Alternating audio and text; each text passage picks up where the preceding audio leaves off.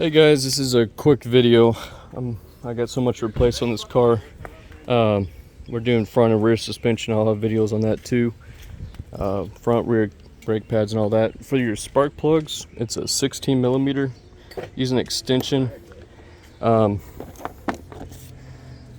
the plugs, we didn't go super expensive on them. We went mid-grade, platinum, Bosch. Let's see, there's the part number.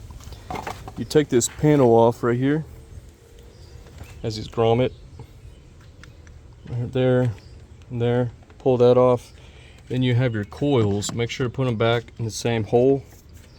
If you're having a misfire and you already changed your plugs, you can switch these out and see which one still has the code, or disconnect the wires while it's running and see if the engine runs differently. That's a good way to check your coils. But yeah, 10 mil on all those. Be gentle with these, not to break these. And then go ahead, take your spark plugs out. Put some dielectric grease up here, and some.